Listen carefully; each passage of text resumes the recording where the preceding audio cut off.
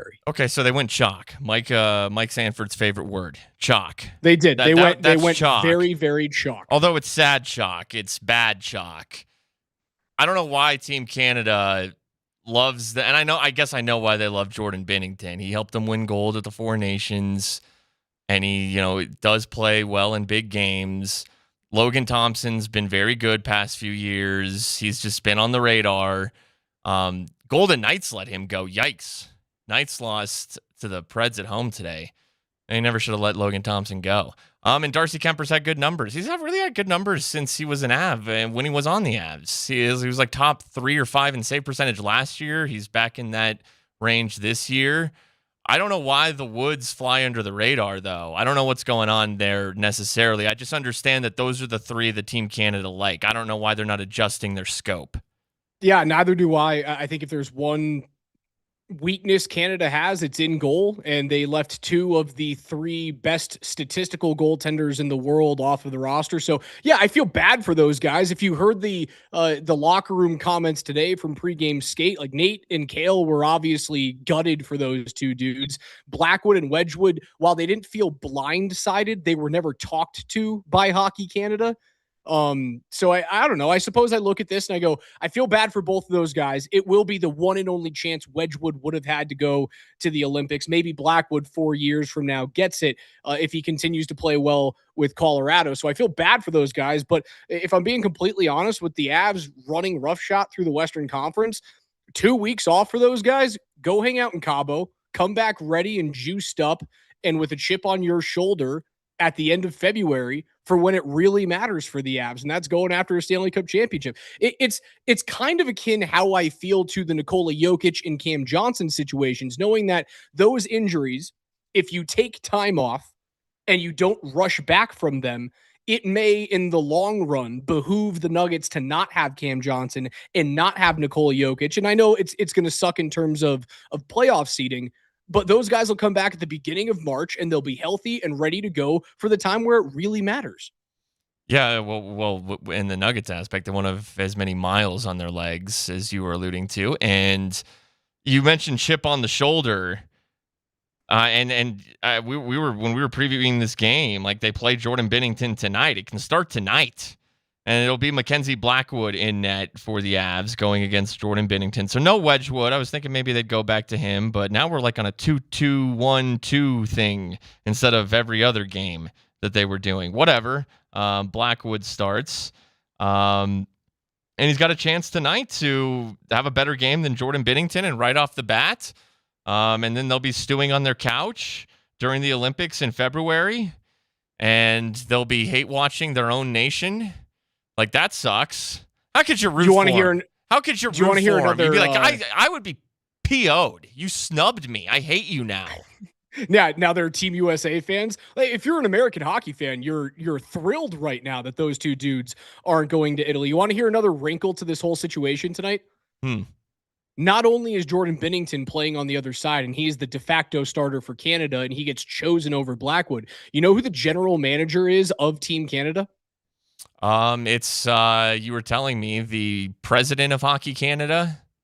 It is Doug Armstrong, the general manager of the St. Louis Blues. Sure. So tonight, Mackenzie Blackwood gets to look at Jordan Binnington, who took his Team Canada job, and then look up into the rafters and see Doug Armstrong, who orchestrates Team Canada and the Blues, and he gets to go, you know what? Screw you guys. I'm going to throw up a 0 tonight, and Nate and Kale and Devon Taves are all pissed off that you didn't choose me, so we're going to shell your dude. Like, I could see the Avs walloping St. Louis tonight.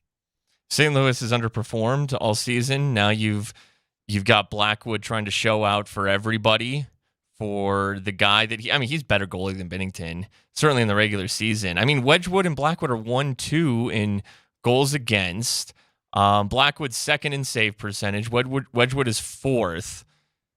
I mean, it's insane. These guys' numbers are off the charts. It's, now I'm going to fade Canada.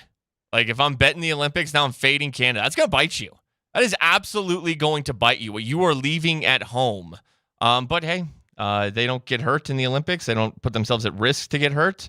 Good for the Avs. Because at the end of the day, like, the Olympics are going to be fun. But Raj, what do you care about more? When and I know even the players, man. I'm even going to go this far. Even the players, you care more about a Stanley Cup. And Nate will tell me, some will tell me, oh no, it's playing for your country. Don't get me wrong. People forget about the Olympics like that. Yep. Hockey fans are in it for year in, year out, for your club team. That's what you really care about. No one sits in hibernation for 4 years. No, we're invested in the NHL year in and year out. The cup matters more than Olympic gold. I think the only time that Olympic gold may have mattered more was back in 2010 when it was hosted in Vancouver. That may have been the only time that they were like, it's not essentially, it's home ice advantage. And Crosby scores like the most famous goal in Canadian history. I suppose those guys can look back on that and went, yeah, that meant more than a cup. No, all of the dudes who are playing right now, they only care about that big trophy that comes at the beginning of June. And the way that the Avs are playing right now, I do think this is, they're in Michael Jordan fabricate chip on your shoulder mode. Right? They are that good, that much better than everyone else in the world right now. In order to stay focused, you have to go like tonight. Tonight's a great example of the Avs could sleep through this game. St. Louis is not good. They're likely not going to make the playoffs. And you are in every facet of the game outside of power play, but we won't talk about that today. Outside of power play, every facet of the game, you are light years ahead of where St. Louis is. So you could sleepwalk through this game on New Year's Eve, but they get to fabricate a chip on their shoulder and they go, the GM of this crap hockey team looked at my goalies and said those dudes weren't good enough, right? I think you're going to have to find different ways to motivate yourselves throughout the rest of the season, and this is a perfect example. I think Avs fans can look at these 2 snubs for the goalies and go, you have helped us not only stay healthy, but you've helped us get pissed off at the rest of the league and prove to you that we all should have been there. It's going to help in February, March, and April. Yeah, no, I would just rather them be good for the Avs, and that's going to be better for them for their play for the Avs. They don't risk injury. They don't put extra miles on their legs. A few other guys will. That's fine too. But I'm just, look, man. How many gold medals? And I know that it's different. Like hockey, okay, because there's a handful of teams at the top that are all very competitive about it. USA being one of them, and it's not a given. Let's we like the World Cup because there is some parity, especially at the top. I'm going to reference basketball though. Now basketball is different because maybe it is changing. It is changing. It's getting closer. It's getting closer together. But it had just been, okay, Team USA is going to win the gold. And if they didn't, the Serbians, and I know they have Nikola Jokic there, the Serbians should have won that game. I thought they were going to. France gave them a hell of a run in the finals. Parity's coming in basketball. It is. But when it wasn't, how many gold medals does he have? It's 3 or 4. Carmelo Anthony. He's got those Olympic golds. Mr. Olympic. Do we care? Does anybody care? No. Melo does. Melo certainly does. It's a good career accomplishment, but Melo, what did he, conference finals with it? And I'm not trying to just crap on Melo. My point is that nobody cares about Olympic gold because what you think when you think of Melo is, never even made it to a finals, didn't win a finals. Right. It's all about the finals. It's all about the pro league. That's what it's about. Don't get me wrong. I'm going to enjoy the Olympic hockey, and I am disappointed for the Woods, but it is nowhere near the end of the world. They deserved it. They did deserve it, but it's actually for the best for a lot of reasons, as we said. I'm not saying the parallel to Jokic and Cam Johnson's injuries are for the best. They're not. It would be best that those 2 players are on the court for the Nuggets. I'm trying to look at this as a glass half full moment for Denver and a glass half full moment for the Avalanche on the ice. It's like you get 2 weeks off for those dudes, and despite the injuries for the Nuggets, it's going to cost you at least 12 games is my expectation. Like there's 25 games right now between tonight and the beginning of the All-Star break for Denver. And I would assume that they lose anywhere between 12 and 15. And now it all depends whether or not Christian Brown and Aaron Gordon come back within a week or 2 weeks. If they're longer than that, the loss total might be even higher because you're now out 4 starters instead of just 2. it will eventually be good for them as long as they can keep their head above water. And my question to you is, with 13 of those 25 games coming on the road, can the Nuggets keep their head above water? Well, I mean, as far as your take on it being a good thing for, and you didn't even need to clarify for my sakes. I knew exactly what you were getting at. It's just when you're presented with chicken bleep, you turn it into chicken salad, and it's like, okay, we are where we are. So then, what are the positives of being where you can't change where you are, and where you are is without 4 starters right now, and that's just the fact of the situation. And it was just going to happen out of everyone's control. So it is, less miles. We go with less miles at that point on the legs, less wear and tear because they'll be rehabbing. That's a positive. I'm here for that. I think, look, it sounds like Christian Braun's back by the end of the road trip. That's what it seems like. And that's instantly. Anything like that is a huge shot in the arm right now. Like getting Christian Braun back, that's like a Christmas miracle at this point. Like like one of you, it's probably the weakest. It's not AG or it's, Christian's a great player. But at this point, Christian Braun looks like an all-star. Christian Braun looks like, I will trade 6 first-round picks for you because you're telling me we get a good starter back? Not Jokic, not Gordon, but he's good. That's where we're at right now. You're just celebrating getting Christian Braun back.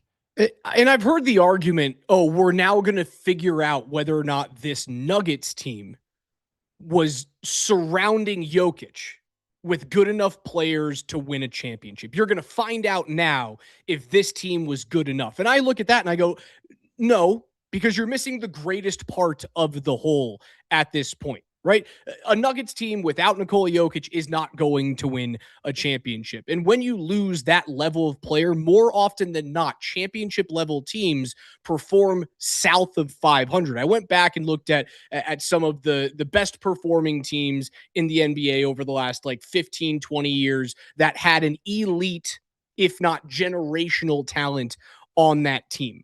When LeBron in 2016 won the championship with the Cavaliers, what did Cleveland go in 6 games without LeBron? What do you think? Didn't they get swept? They went 1-5 that year without LeBron in 6 was that games. The JR? Was that the JR? Didn't? No. They won a championship that season. They won a championship you're talking about that season. Okay. But in the 6 games that they played without LeBron James that year, they went 1-5. It was a championship level team, year team. Okay. Missing an elite player, right? The Heat went 1-3 without LeBron in 2012, and they had Chris Bosh and Dwayne Wade on the team. Like when you lose elite players, elite championship level teams lose more games than they win. It just happens that way. The winning percentage for the Golden State Warriors. I can't believe we're even at the point where we have to convince people of that, but it feels like we do. Because some people, you just get this sense, maybe it's a vocal minority that, it's like they don't look at rosters and they're like, the Nuggets are losing by 30. How could this be? This is unacceptable. Well, Jokic didn't play. Murray didn't play. Hypothetically, Murray's playing right now. You know what I'm saying, though? Like, look at the box score. Look who played tonight. Yeah, that's how the Nuggets lose by 30. Okay? No doubt. You don't just blindly look at this and say, I don't care if we still had Dario Saric and our whole team was Dario Saric. We should win every night. No, because your whole team is Dario Saric. Man, it's the reason why I think the argument of if they go 5-15 over the next 20 games, they're clearly not a championship level team. I think it's a complete farce of an argument. You're going to learn about whether or not those players can hold their weight. You're going to learn whether or not Aaron Gordon and Christian Braun are worth their salaries right now. You're going to learn whether or not Aaron Gordon is truly a lights out 3-point shooter without Nikola Jokic being able to space the floor and open him up for threes, right? You're going to learn some of those things. But I don't believe without Joker and without Cam Johnson, the 20 to 25 game sample that you're about to see for the Nuggets does not mean that they are championship level or not because of who I just showed you, right? Those teams won titles. And when they didn't have their elite players on the court, they were bad basketball teams. Yeah, That's the I way she mean, goes. it's like, what tonight's New Year's Eve.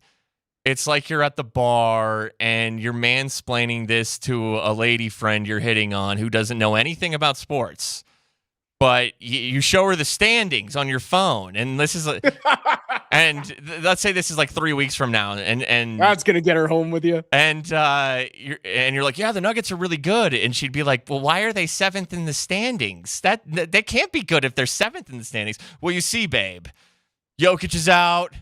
Gordon came back just a couple weeks ago. They're still without Cam Johnson. Like, that's what it is. And yeah, you're gonna learn about these guys. They've played, like, Jokic has missed the occasional game they've won without him. Like Murray, they're gonna win games still. They're still going. They have, but like not historically. Their win percentage without Nikola Jokic since 2017 is 370. My prediction is they surprise. All right. No, I don't think it's going to be. Normally, I'm the glass half full guy, and I feel a glass half empty. I don't think. Again, when Christian Brown, it's like you're gonna be like, by God, that's Christian Brown's music, and it's gonna feel like Christmas morning, getting Christian Brown back. And then you're telling me in 3 games we get Aaron Gordon back. Now I'm a kid on Christmas. Now all of a sudden, when you get when AG's back, especially because his shot has improved, his scoring has really improved. Him and Jamal. And Christian has a chance, and he's shown flashes where he can go maybe for 30 a couple times. Like, they're going to get some wins. Jonas Valanciunas is still going to hold the middle down, and he's going to surprise, too, in terms of being above replacement level as a backup. He's a lower-level starter, but that's better than a lot of guys. You get hurt, and whoever's coming in to replace you isn't worth any salt. Jonas is worth some salt. So I think they will hover around 500 still. To me, that's a win. And I think that would be glass half full. Nuggets are 10 minutes from tipping off in Toronto. You can hear that game on AM 950. Your Ramos Law pregame show is currently underway with Mark Bertinoli. Avs will be at home on 92.5, part of a double dip on ASR. 6:30 pregame show with Mark Springer, who you just hear right there.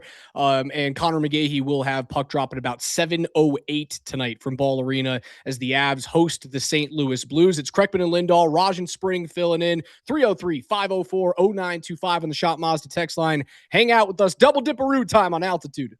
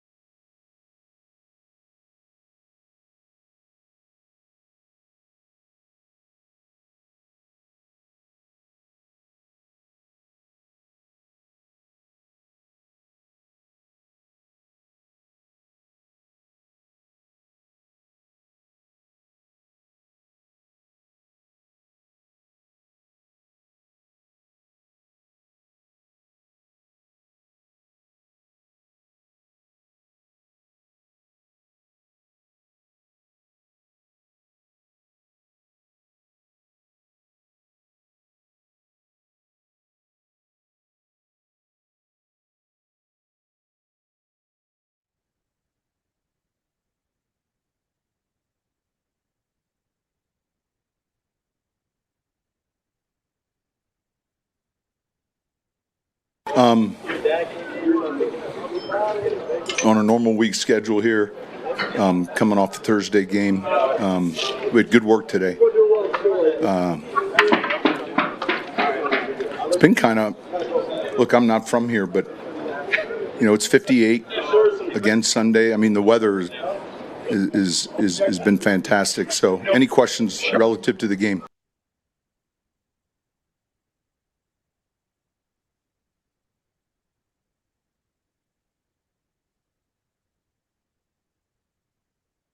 Nope.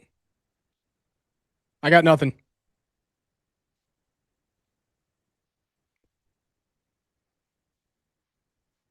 All right, we're back. It's Kreckman and Lindahl, Altitude Sports Radio.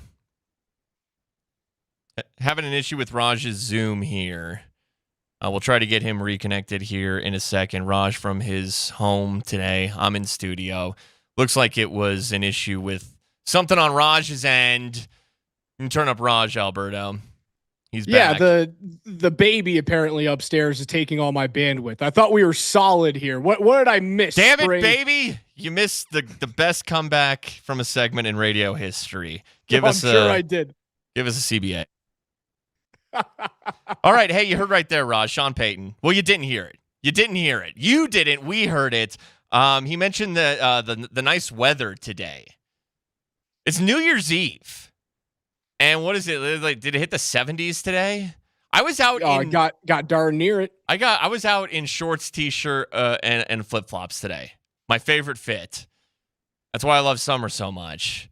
And here on New Year's Eve, I got to rock it today. And Sean, he was saying, like, I haven't been here that long. It's not usually this nice on New Year's Eve. And he loves the weather for the practice right now, for the work that they're able to get in for this Chargers game on Sunday, Raj, where Justin Herbert's not playing. Why play anybody?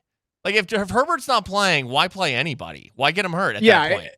As soon as you take out the quarterback, you should take out everyone else that matters to you. Marion Hampton should be out of this game. Ladd McConkey should be out of this game. The only guy who I expect to play is Keenan Allen because he has receptions and yardage escalators that he's about to hit this week. And if he's the only guy that Trey Lance can throw the football to as a veteran, making most of my money on escalators this season, I want to be in the lineup. Everyone else for LA should not be playing. There's a reason why this spread on some books has ballooned all the way up to 13.5. If you got it Broncos 6 or 7.5 at the beginning of the week before we knew that Justin Herbert wasn't playing, congratulations to you. But most like most people last week against the Chiefs, I thought they were going to kill Kansas City. I'm still going to take that line right now. They should beat the living crap out of an XFL team like the Los Angeles Chargers are trotting out on Sunday. They should kill them. They should beat them by 22. No, they absolutely should. Will they? I mean, I probably, but they like to play these close games against weaker opponents. But you're right. They should kill them, and I think they will. I was wrong about which one? Oh, the Chiefs. I thought they would kill the Chiefs, but they didn't. I mean, you're not going to learn much more about the Broncos this week, whether they kill the Chargers or whether it's like a relatively close game on the scoreboard. Yeah, even if it's close, we can just be like, well, that's what they do. And they win. That's who they are. And they got the win. That's who they are. And they're a team that just gets wins somehow. There's a team. And that's okay. That's fine. The Chiefs made a living off one-score games, even though some of theirs were prettier. The Broncos had a few pretty ones this year. Okay, you mentioned the incentives. Let's hear more from Sean Payton today. Keenan Allen has an incentive. So maybe Keenan Allen plays, even though he's old and ancient. I guess there's the incentives. So some of these Chargers starters could still play just because they might want the opportunity to make more money if the Broncos defense allows them to. So Sean Payton was asked today, I mean, if you know that Keenan Allen is going to get the ball thrown his way more because they're trying to get him like 6 or 7 catches to hit his incentive. I hate you for that. I didn't even mean to go with that. I think that's the number that they asked in the question. But that's about what he needs. That's about what Keenan Allen needs. But if Alberto says it's 6. Okay, so it was 6 or 7. He needs 6 to make $750,000. But if you know they're going his way, then just, double him, triple him. Like, just key in on Keenan Allen if you know they're trying to feed his incentive number. Sean Payton, do you care about that? I don't think, like, we're preparing. He's a fantastic player with great instincts. Joe coached him, and so, we're not. Those things aren't important. His incentives. Now Trout he's the only one. He needs 5, but that's what he averages a year, so that could be tough. Okay, Raj can't hear the cuts. We'll stop playing cuts until we get this. Yeah, out. That's not working. No more cuts from Sean Payton. What did he say? That's unfortunate because he said some good stuff today. We'll try to get this fixed. He doesn't care about incentives. And I do think he's talking about Keenan's and the opposing teams in particular, but it also kind of makes him sound like even if one of his players needs to hit an incentive bonus. I mean, Keenan Allen has a whole bunch left on the table. It's not just 6 receptions for another $750,000, right? He's already gotten $1 million of his $1.75 million in terms of receptions bonuses. He can get another 750 with those 6 receptions. He still has receiving yards, right? He's got 741 this year. He needs 9 more for $250,000. I don't think he's going to get to 875, but that would jump in another $250,000. He has 4 total touchdowns this year. If he catches 2 against the Broncos, that's another $250,000. Like, he has a ton on the table. And if he's the only pass catcher, you have to key in on him. The question is, like, how much do you play Pat Surtain in this game? How much do you play Riley Moss in this game if you get up by 2 or 3 touchdowns going into half? Do you do the whole Mike Vrabel and Drake May thing, and those 2 dudes come out with bucket hats on for quarters 3 and 4? And he also mentioned Adam Troutman has, if he gets 5 catches, he gets a bonus. But there's no way that Adam Troutman is going to get 5 catches in this game. No, the tight end position from this team has been it's been the most disappointing position group of the year on the offense, without a doubt. And I know a lot of people are going to look at the running back situation and say, oh no, that's more disappointing. I completely disagree. J.K. Dobbins was wonderful until he was J.K. Dobbins and got injured. R.J. Harvey has been a solid rookie, right? Like, all the dude does is find the end zone. Is he your every down back and is going to be a 2,000-yard running back? No, he's not. But he finds the end zone. And I think that garners a solid second-round pick grade in my book. Like, I think that's a solid B+ pick in round number 2. Do I necessarily want him to be my bell cow next year for Sean Payton? No, because I don't think RJ Harvey is the type of running back that forces Sean Payton's hand into slowing the offense down and relying upon the ground attack. I was listening to Bill Simmons earlier today before I got on the morning sprint with myself and Coach Spring. Simmons was like, where would you guys want to see Derrick Henry next year? I would bring Derrick Henry to Denver in a heartbeat. I know the dude fumbles, but I want him here in the Mile High City next year, not because I think he's still a great running back, which I do think he is. I think Sean Payton needs that level, that stature of running back behind Bo Nix to force himself to run the football. Well, yeah, part of the reason that the tight end position overall has been disappointing from a pass catching standpoint, and that, Dobbins goes down and Harvey's been fine. But part of the reason that you could even look at running back as well, and Jaleel's had some decent runs, nothing crazy, but like some 8-10 yard runs of late. It's just the personnel. They haven't invested there. They invested in Evan Ingram. What are you talking about? They haven't invested there. It's not a great investment. I mean, okay, no, it's a bad investment, but I knew it. I'm not. It's Ian Desmond. I'm not disappointed. Like that was that level of investment. That wasn't a high level investment, Evan Ingram. It was a guy on a 1-year deal who is in his early 30s now, I believe, who, fell out of favor in Jacksonville, and he's got talent and he can be a factor down the stretch. He can. We've seen plays where he, gets in the open field and he does have that speed to him still, but he's it was a low-level investment. Like you were maybe hoping for high return, but it was unlikely. This is about what he should have been, what he was always going to be. So, they didn't trade up for Tyler Warren. They didn't trade up for Colston Loveland, if that was even feasible. They went Barron, but they got a stacked defense, and Jahdae Barron is good. He's good. And he's good, but he's not like, would Jahdae Barron be more impactful than, let's say, Harold Fannin was on this team? Let's say Gunnar Helm was on this team. Let's say, who's the kid from Colorado? Ferguson, the kid out of Oregon. Let's say Ferguson was on this team, right? Is he more impactful than those 3 rookie tight ends would have been this year? I'm not sure what Ferguson's been doing. The other 2 have had moments this year. Yeah, but I'd say, because look at the development of the younger players. Like, they do come along. Like, Pat Bryant has come along. And Pat Bryant was limited in practice today, coming off of his concussion. So that's a decent sign that he plays. But I could have seen one of those tight ends, even if you're not trading up, to get the 2 studs, which are Warren and Loveland. And both those dudes have been really good. Those absolutely would have been an improvement over Evan Ingram, for sure. And they would be like focal points of the offense, given how, the weapon arsenal isn't amazing. Like, either one of those rookies would be a focal point. And Evan Ingram's not a focal point. Certainly Adam Troutman isn't. But you want to know what Adam Troutman does that Evan Ingram doesn't, and why Adam Troutman's getting more snaps? He's a better blocker.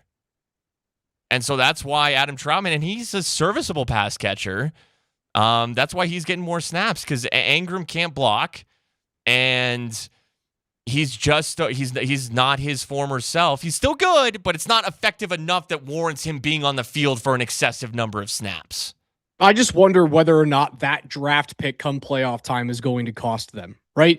Jahdae Barron has been solid covering tight ends, without a doubt. There's been a couple of times where the pass off between him on a crossing route to the over top safety has killed them. It certainly did in the Indianapolis game early, but that's 3 games into a rookie's career. I can't kill the kid for that. Brock Bowers had some success against him too, but he has been pretty good about covering tight ends, which has been a thorn in Denver's side for the better part of a decade. Now, will he be good enough against the tight ends that they will likely see in the divisional round, right? You're either going to get Hunter Henry if chalk plays out and the Patriots win that game against LA, or you're going to get Will Dissly and Aronde Gadsden out of Syracuse with LA. And Gadsden's been pretty darn good as a pass catcher for Justin Herbert. Is he going to be good enough to kill those tight ends in the crib as compared to what a tight end could have done for you in the divisional round? That's my big question. Sure. Speaking of Aronde Gadsden, who had been very good for the Chargers, brutal drops.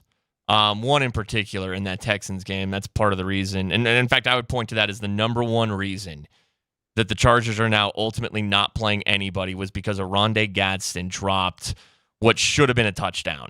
Could have changed that game. Chargers might have won that game. Now all of a sudden, you're playing Herbert and you're playing everybody, and it's for the division. Also, Cameron Dicker missed he missed a chip shot field goal and an extra point. Cameron Dicker had been the best kicker in the NFL this year. In NFL history. He was the most accurate kicker in NFL history. And you know the reason why I'm not scared about the Chargers if you have to play them in the postseason? Well, I know it's Harbaugh. I know it's Herbert. The Chargers always find a way to charger, right? Only a Los Angeles Charger kicker who is the best in NFL history from a percentage standpoint would miss those 2 kicks in the biggest moment of the season. The Chargers will find a way to charger, man. Yeah, they are deciding with this game.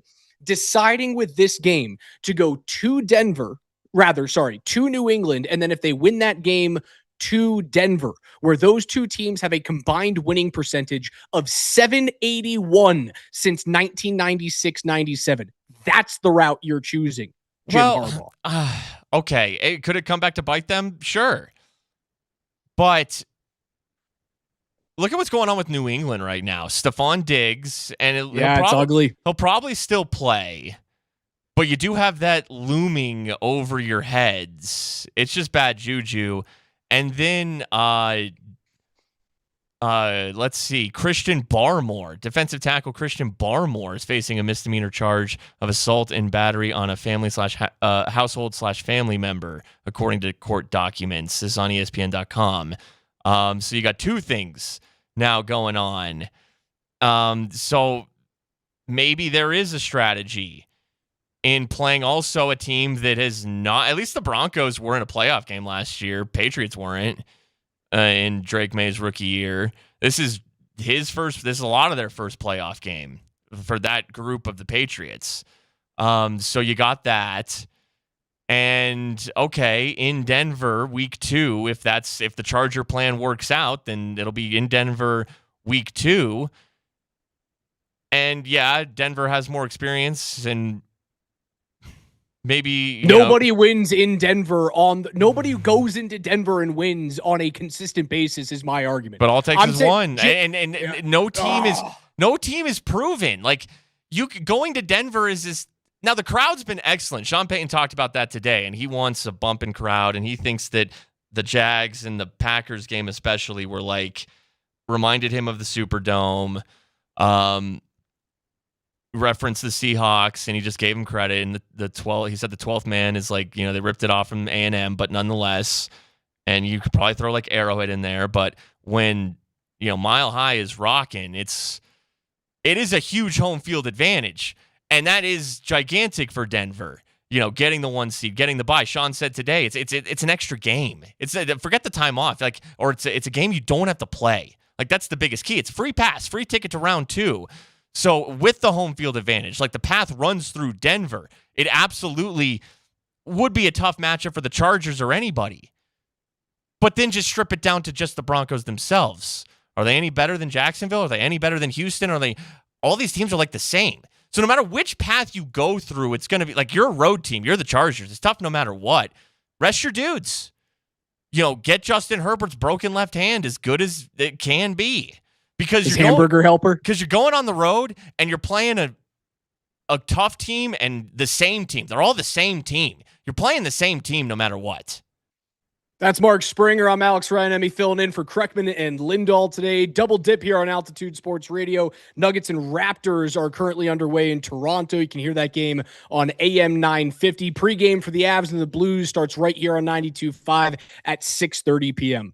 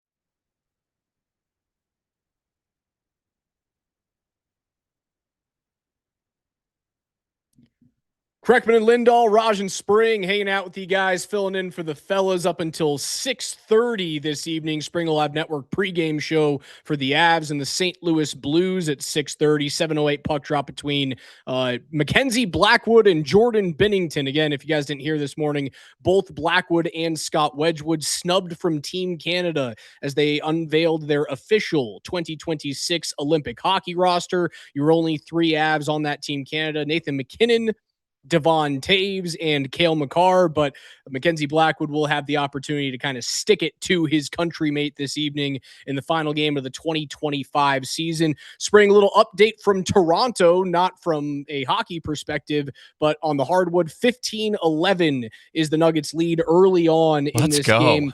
Jamal Murray, perfect from the field, 2 of 2 from beyond the arc. Jonas Valanciunas has 1 rebound, 1 assist, and 4 points. Jalen Pickett is 2 of 3 from the field and perfect from 3 to start the early going out there in Canada. So solid start for a Nuggets team that's missing 4 starters.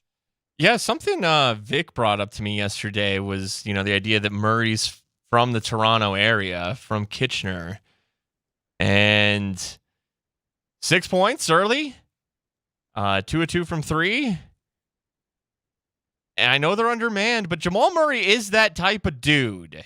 Sure is. And especially, I think it is important that he's in his hometown, essentially. That means something to a player like Jamal. I'm not saying they win tonight, but he's going to do everything in his power to at least give him a chance. I said you weren't going to learn whether or not the roster they put around Nikola Jokic is championship level over these games because, again, you were missing such a large part of the whole with Joker. And then if you add in the Cam Johnson injury that essentially has the same timeline right now in terms of when those guys will be reevaluated, I do believe you're going to figure out whether or not Jamal Murray's a true all-star. Like, if this dude wills the Nuggets to 500 before those guys all start coming back, and that's the Aaron Gordons, the Christian Browns within a couple of weeks, if he's the dude that's dropping 35 and 40 and he throws up a 50-point game, you will see Jamal Murray all-star this year. Now, it'll be catastrophic if he doesn't rise to that occasion, but I do think he's the one player on this roster that goes, all right, it's my show. Put the ball in my hands. I'm going to be efficient, and I'm going to start not only efficient, you're going to see volume shooting from Jamal Murray over the course of the next month and a half. Yeah, I would have already had him in as a world all-star. Probably borderline with, you got your Denny Avdias of the world, stuff like that. But are the rosters only 7-man deep? I was hearing they're only 7-man deep, which is... That's unfortunate, but I think he's deserved it. I think he's playing at that level, and it would have been a shame if he didn't make it. He looks like an all-star to me so far, and he has a chance to show that he's like an all-star starter. You can play like that. You can play like that where you're like, this dude should be starting on an all-star team. That's how good he's playing right now. He has an opportunity to do that. Another thing that's interesting with this game tonight, at least the starting lineups that David Adelman puts out there. You mentioned Jalen Pickett with 5 early points. It's interesting that he's in the starting lineup. I agree. Not Tim Hardaway. Maybe I think the easy guess would have been that Tim goes in, or even a Bruce Brown. Murray's your point guard. He's your ball handler, so it's not like you need Pickett out there. I think, and maybe this is what you were going to say, that they just want to keep the second unit strong. I would say strong. I think you need kind of the adults in the room to be on the court with the younger players. Like, if you're going to have to be forced to play Zeke Naji and Hunter Tyson and Julian Strother, I think you have to have your elder statesmen in Tim Hardaway and Bruce Brown on the court with them. Babysitting feels like a slap in the face to those NBA players, but it's kind of what it is. And I think that's probably what's going through Adelman's brain. I think the idea of having, because if Bruce or Tim go into the starting lineup, then, Pickett's in your second unit. And it's just, I think that there's an experience factor right there. Now your second unit becomes less experienced. If you have Strother and Pickett out there, if you're putting, is Deron Holmes, I'm looking at what's on their bench tonight. Deron Holmes is going to have to play tonight. He's going to have to play over the course of the next month and a half. Like, Deron Holmes has to play lots of minutes. He's going to get figure out whether least, or not he is the true pick. He's got to get at least 10 minutes a night. That feels low, even more like 15. He's got to play. Looking at what they're going to have to do behind Valanciunas. But if both Tim and Bruce are on the second unit, it just gives you more comfortability because those are vets. They can score for you. If you play Pickett with Murray and Watson and Valanciunas and Spencer Jones, who's earned that starting role because of his defense, Pickett can fit in more instead of having to carry. That's too much to ask of a Jalen Pickett to carry a second unit. He can do it, but I'd rather have vets like Tim and Bruce carrying that unit. 19-13 is your score from Toronto right now. Jamal Murray, 2 of 2 from 3. He leads the game with 6 points. Pickett with 5. Watson and Valanciunas with 4 apiece right now. Again, Nuggets without 4 starters this evening against the Raptors. We'll take a quick timeout. It's Kreckman and Lindahl with Raj and Spring filling in. We're going to hang out with you guys for the next half hour in a quick blitz version before the Avs and the St. Louis Blues. We'll get you caught up on what's happening between Miami and Ohio State in the Cotton Bowl from Jerry World. It is currently 0-0, but some wild things just happening right now in Texas. For Spring, I'm Raj. Don't go anywhere. We still got a half hour hanging out all the way up until the second part of our altitude double dip. Nuggets and Raptors on AM 950, Blues and Avs right here on 92.5.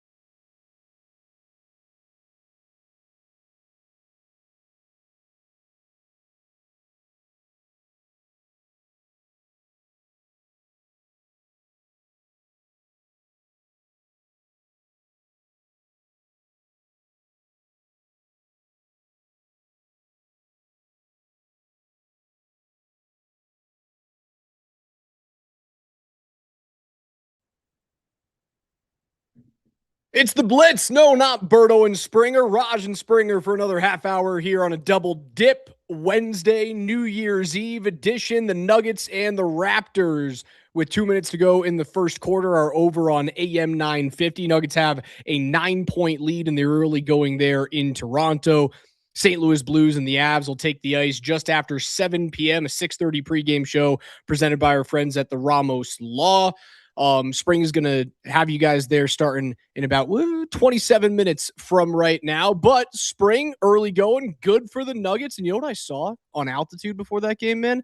Nikola Jokic walking into that arena, not looking like he has much of a limp. That makes me feel all nice and warm and fuzzy. Okay, so like obviously wouldn't wear a boot. It was a knee. I imagine he's got maybe a brace under that, under those pants. I assume he was panted.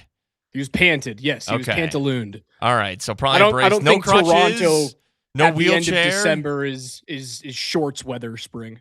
You're right. He could have worn shorts, although he is in Toronto. If he was in Denver, he absolutely could have worn shorts to the arena tonight, which is crazy because it's New Year's Eve. But yeah, no crutches, no wheelchair. He wasn't Paul Pierce in this thing. I'd be crazy if he was in a wheelchair. I'd be like, my boy, no. What have they done to you? At this point, put him in a wheelchair. I want to put him in bubble wrap at this point. And the Jokic would just be like, wee. You know what? He wouldn't do a wheelchair. He would do a chariot. Oh, man, a horse chariot would be, coming to the arena. That's how you would do it. And you're just like, look, I got a sore knee. I need a horse chariot. ADA has that? You think the ADA has horse chariot covered in all of these arenas? You just show a doctor's notes, and you're just like, hey, I'm horse chariot approved, all right? I got a sore knee. 7% grade. So great, yeah. Nuggets. Jokic walking. I love it. Nuggets with a 9-point lead. Avs and St. Louis Blues coming up in about an hour from right now. We have our first game of the next round of the college football playoff that's going on ESPN. The Cotton Bowl in the quarterfinal at Jerry World. The Hurricanes and the Buckeyes tied at 0. Miami has their second possession of the game. Julian Sayin had a massive 10-yard sack on third down for the Buckeyes in their first drive. And then Miami was rolling. Carson Beck had them coming down. Mark Fletcher, on like his 180th carry of the season, gets his first fumble on the 18-yard line of Ohio State. Miami can't turn the ball over in this one if they're going to survive Ohio State. That was a huge turnover. Somehow it doesn't come back to bite Miami early on. Already a good start, though. You know, it's scoreless. Now we're under 6 minutes through. If you're the you take that all day. I mean, all day long. Yeah, man. You know, Ohio State didn't jump out to an early lead. You're not, you know, you're approaching the second quarter. I was wondering how Ohio State would respond from their first loss in like over a year or a year or so. I mean, you know, they were they win the national championship last year, undefeated all year, finally lose to Indiana. Can they turn it around? And I don't think Julian Sayin is anything great. I really don't. He's a Heisman Trophy finalist. You know, some of these college quarterbacks who make the Heisman Trophy. You know, someone's got to go. Okay, let's put your finalist was Mendoza, Pavia, and Sayin. Like Jeremiah Smith carries that offense. I just think Sayin's overrated. I do. I've watched him play. I'm not. So you tell me Jeremiah Love should have been there out of Notre Dame instead of him? Yeah, he's a good running back. Yeah. Have you seen the latest mocks in the NFL where Jeremiah Love is going in the first round? No, I haven't really looked at a mock yet. You're gonna hate it. Number 9 to Kansas City. You know, that's funny. You know, the Chiefs, I think there's this, if they lose to the Raiders and something else happens, they can get the 8th pick. That's crazy to think. There's no way. They can't be that bad to lose to the Raiders, dude. The Raiders are so bad. They got walled by the Giants. I mean, I think Kansas City's still going to play like Chris Jones and Travis Kelce. I haven't seen anything this week. Granted, I haven't looked Kelce is going to play. I saw that come out a couple of days ago. He's expected to play in that game. Okay. So, but even if they don't get as high as 8, because, yeah, the Raiders are actively trying to lose. Max Crosby's not happy about it. The Chiefs are still going to try to win. But they're still going to get, that team's going to get like a 10th-ish overall pick. They're going to get a good, solid player out of that pick. Yeah. I would hate if they got Jeremiah Love. I would hate that because that gives them and who knows what a rookie's going to do. Like, you know, who didn't light the world on fire this year was Ashton Genty in Vegas. But again, the Raiders are going to find a way to ruin really good young players. Now, Genty wasn't a complete bust. He was a solid running back, but I feel as though the Chiefs and Andy Reid, despite not having Patrick Mahomes for the beginning part of next year, if they get Jeremiah Love, that rushing attack looks vastly different than it did this year. Yeah, no, that it would be a great pick for them. They need weapons. Kelsey is even playing next year. Even if he is, that's got to be his last year, and he's old. I mean, the 2 drops he had at the end of that Texans game on Sunday night a couple weeks ago were awful.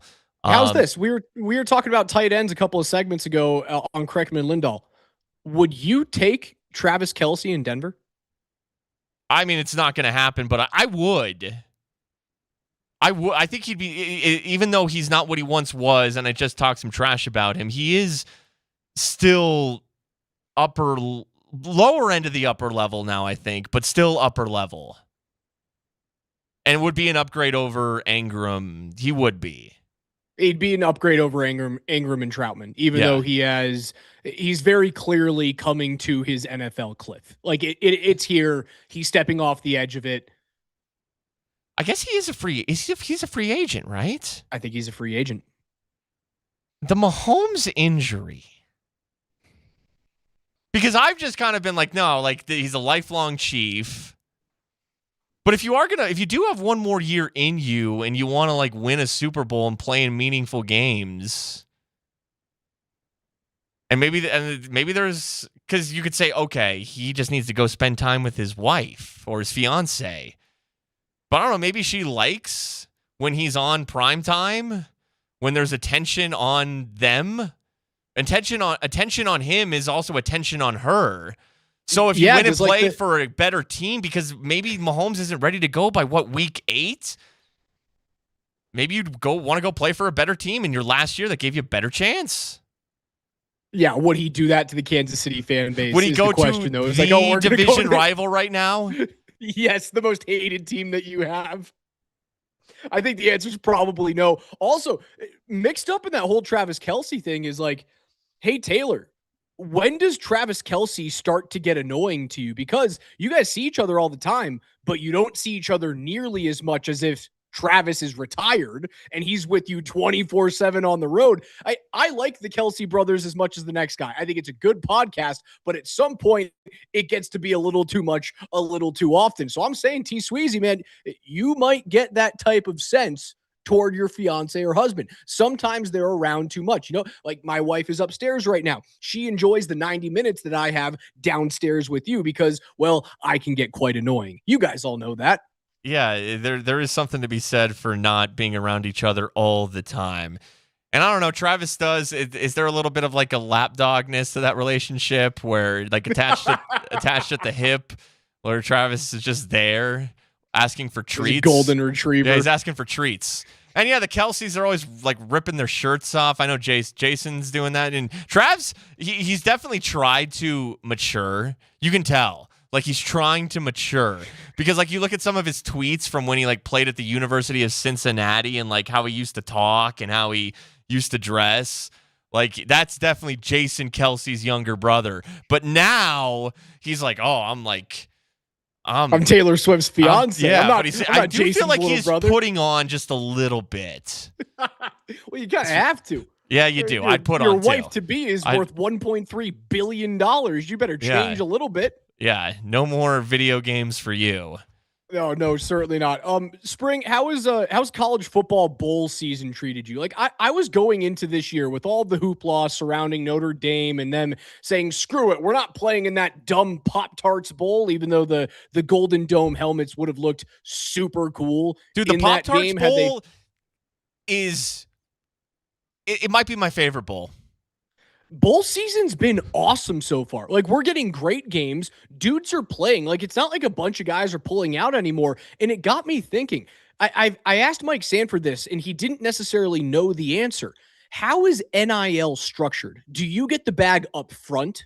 Do you get it after the season? Or like the NFL, Are you paid in like game installments or paid over the course of like you get it 2 weeks as like a W-2 employee, right? Just like all of us are paid or most of us are paid every couple of weeks. If that's the case, dudes are making like 60 grand to play in the Cheez-It Bowl, and that's the reason why it's so good this year. Well, I like having day games. Whenever I get day games, any games are good. I like options. Give me options. Certainly day games when there's not as much going on. You give me day bowl games, yeah, I'm watching at least one of them. I get that guys are, if you're a draft prospect, you're not risking injury, and if it is if they are missing out on any NIL money for missing a bowl game, well, they're saying I'm going to make more money in April, so. I'm not right, but like so why do Arch Manning and Bryce Underwood play in today's game? Why would you ever do that as two dudes who are like Heisman? They will be Heisman Trophy frontrunners at the beginning of next season, despite what they did in their freshman and is Arch a junior this year and Arch's junior season at Texas. Why would you play in the Cheez-It Citrus Bowl? No, you're right. It has to be they're making a bag. Like, I was wondering if Arch was going to play, but I always just kind of felt like, no, he's going to play. And he did play. Dude, he had a game today. 221 yards through the air, 2 touchdowns. He added 150 yards rushing and another 2 scores. I do think that the 2 years of starting at Texas will go a longer way for him. He clearly needed some seasoning. I remember what he looked like at the beginning of the year. It wasn't good. Or, I mean, it was fine. But, yeah, he needed to get better, and I think he'll be even better. I think staying in the college system and getting that extra year of tutelage, I don't love Sarkisian, but he is a good offensive coach. So, hey, I think ultimately it's good. And I think that the reason he plays today is because, like, even though I'm sure there were a handful of Texas draft prospects who didn't play, it's still a big game for where he's at. It's an important game. Yeah, you're risking injury. And I say it's important, and I know it means nothing. You're not hanging a banner for winning the Cheez-It Bowl, the Cheez-It Citrus Bowl. But no, the Texas Longhorns program, they are not the Nashville Predators. No. But it is your final game of the season. It's somewhat big time. Like, fans come out. There is something to it. Go prove you can go win that game, and it leaves you with a good taste going into next season where now you feel like, okay, Texas can do something. I got my feet under me now.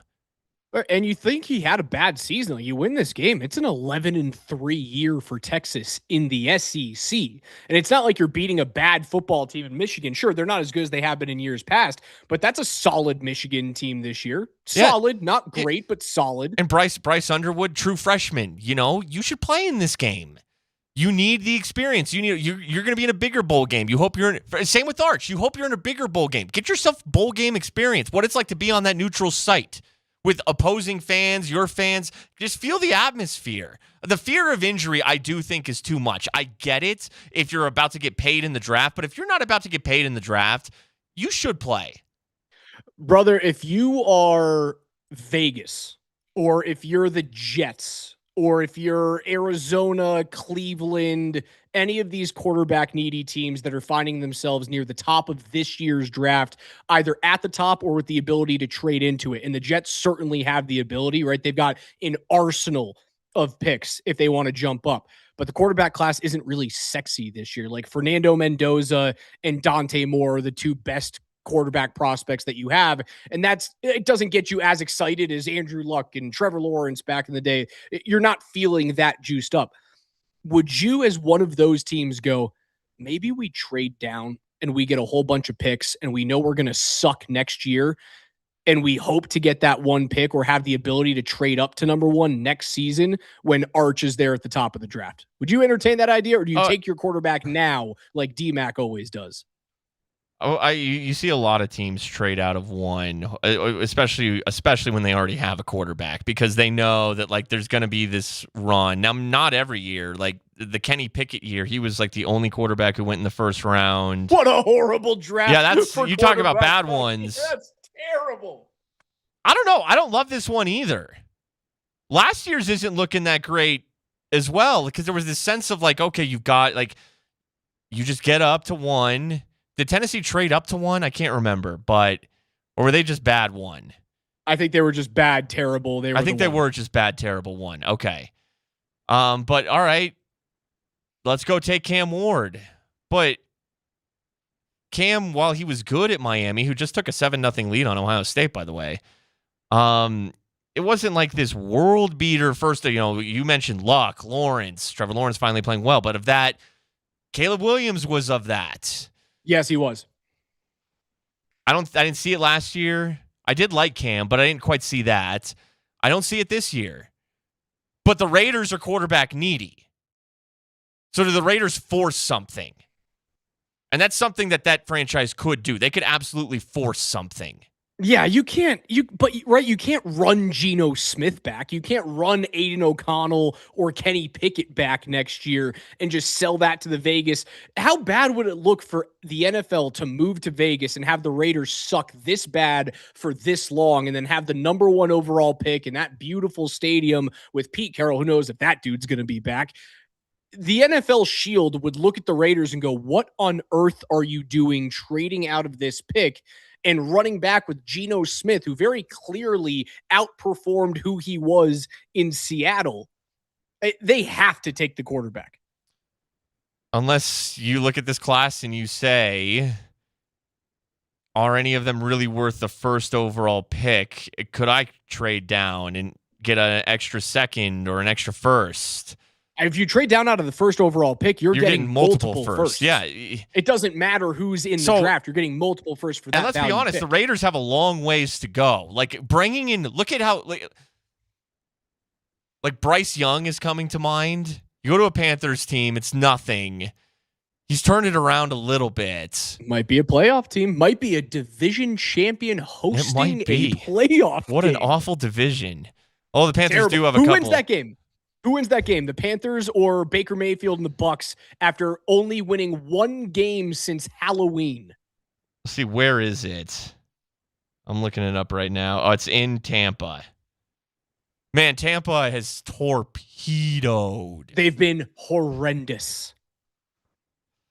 I got to go Carolina. I'm just going to go fresh blood Carolina. That's my reasoning is I just think it's someone new. We've got some divisional championship games coming up this weekend. I can't wait for this. That's a huge one. You've got the Seahawks and the San Francisco 49ers. The Niners, if they win this game coming up at home, will not only win the division, they'll lock up the 1 seed in the NFC, and they set up their road to never leave home all the way through the Super Bowl this year. It's just a fairy tale story for the 49ers right now, for the Broncos right now. It's just all set up for them. And especially the Niners, they got the thing of the Super Bowl's in your stadium. And the path runs through the NFC runs through your stadium. Right, if you find a way to beat the Seahawks. And we had Brock Heward on the morning sprint today. He was trying to tell me how much of an idiot I was because I continue to doubt Sam Darnold, and I think I'll do that until I see him actually get it done when games matter. But Brock was making some really good points. They have, just like the Eagles last year, they are built on the defensive and the offensive line, and if you have the best unit there in football, you can go super far. And he goes, you need to look past the quarterback, even though I believe, I being Brock at this point, I believe that Sam Darnold is good enough and a fast enough processor of the game to not screw it up in big moments at this juncture in his career. I still think San Francisco is the most dangerous team in the NFC, followed by Matt Stafford and that magical, never-aging arm of his. I'll put Seattle at number 3 in terms of my I don't want to see you in the Super Bowl rankings. Yeah, I mean, I never really believed in Jalen Hurts, and then he won a Super Bowl. But he did have a very good team around him. And hell, I mean, the Eagles are still alive in this thing. Like, the Eagles are getting overlooked. They're the defending champs. It's still, he might cry, but it's still A.J. Brown. He's still damn good. Devontae Smith's damn good. Saquon, I saw a couple signs in that Bills game that maybe he's getting it going. Defense, Vic Fangio calls a good defense. Great secondary. Yeah, Quinyon Mitchell is a stud. Cooper DeJean.